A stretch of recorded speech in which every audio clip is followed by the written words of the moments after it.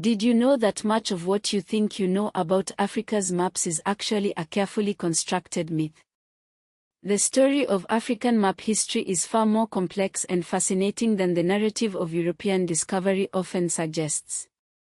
We are going to visually unpack centuries of cartographic evolution, revealing the hidden knowledge, political agendas, and lasting impacts embedded in the lines on the map.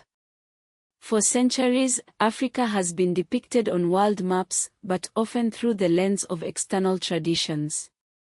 One of the earliest influences was Ptolemy's Geographia, compiled in Roman Egypt during the 2nd century CE. This text offered a schematic view of North and East Africa, the Nile, and the Indian Ocean, shaping European understanding for centuries. But the story doesn't end there. The Islamic world also contributed significantly to mapping African geography. Al-Idrisi, in the 12th century, created a world map for Roger II of Sicily that included remarkable detail about Africa. Ibn Battuta's travels in the 14th century further documented North and West African routes, adding to the growing body of knowledge. In 1375, the Catalan Atlas emerged as one of the earliest surviving maps explicitly depicting Africa in a recognizable form. It combined geographic detail with trade information and political imagery, reflecting a growing awareness of the continent. However, it's crucial to remember that African societies themselves possessed extensive geographic knowledge. This knowledge was often transmitted through oral traditions, sand drawings, carved surfaces, and navigation skills, rather than through conventional paper maps. The Sahara, Sahel, East African coast, and Nile corridor were all crisscrossed by caravan routes, pilgrimage paths, and river navigation, all underpinned by highly accurate practical knowledge. Even in the Kingdom of Congo, map-based diplomacy emerged in the late 15th century following Portuguese contact, though these records were often filtered through European eyes. The 15th century marked a turning point as European maps of Africa began to reflect Portuguese maritime exploration. Prince Henry the Navigator sponsored expeditions along the Atlantic coast. Bartholomew Dias rounded the Cape of Good Hope in 1488, when Vasco da Gama reached Calicut in 1498 after sailing around Africa. By the 16th century, European maps accurately depicted the coastal outlines of Africa, but the interior remained largely speculative. In the 18th and 19th centuries, mapping shifted towards exploration and extraction, driven by imperial ambitions. The focus was on locating rivers, identifying trade routes, assessing mineral wealth, and establishing colonial control. The Berlin Conference of 1884–1885 formalized European rules for colonizing Africa. Mapping became a tool for territorial partition and administration, shaping the continent's fate.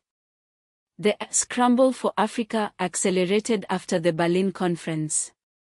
European powers drew boundaries that disregarded existing ethnic, linguistic, religious, and political realities. Many of today's borders in Africa were solidified under colonial rule and inherited at independence. The year 1960, known as the Year of Africa, witnessed a wave of independence, with 17 African countries gaining their freedom and reshaping the political map. Today, Africa is the second largest continent, with a land area of over 30 million square kilometers.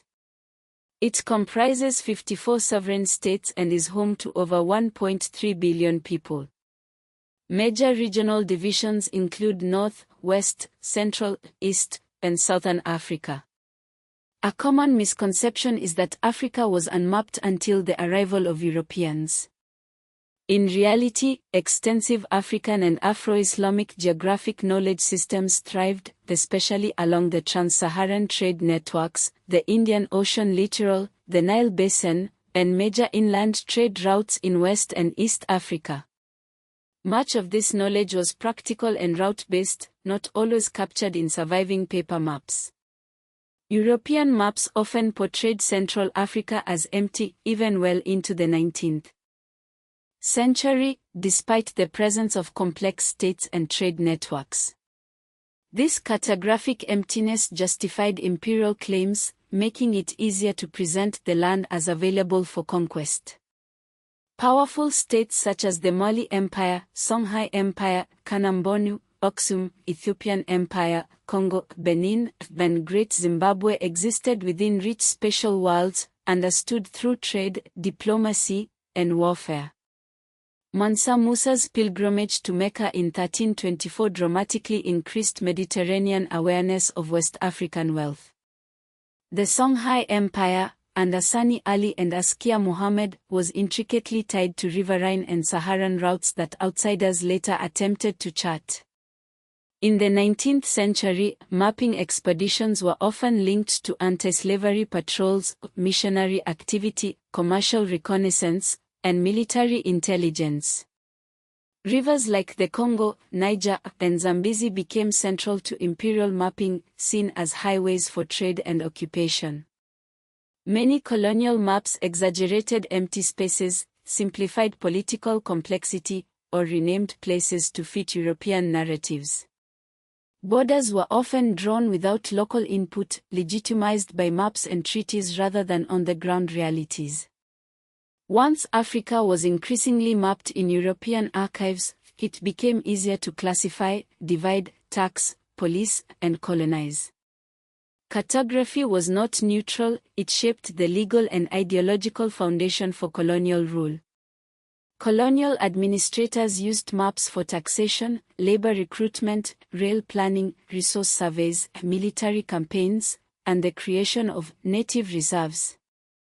This often froze fluid identities into rigid administrative categories.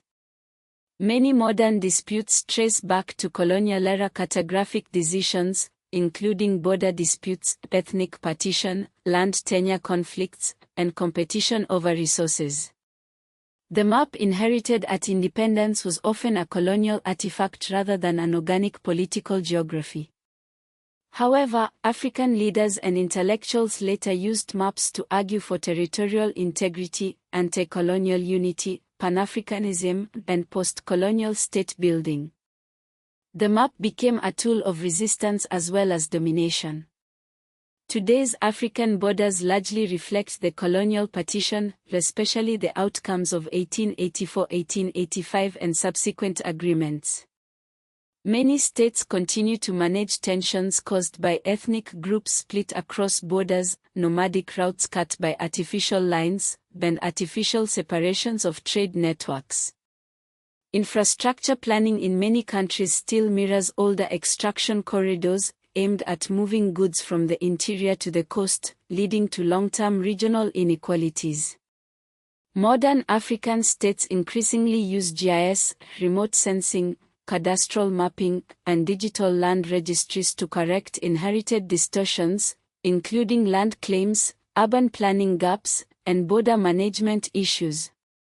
There is also a growing interest in recovering indigenous place names, oral geography, caravan routes, sacred landscapes, and pre-colonial trade geographies as part of a broader movement to decolonize knowledge about Africa.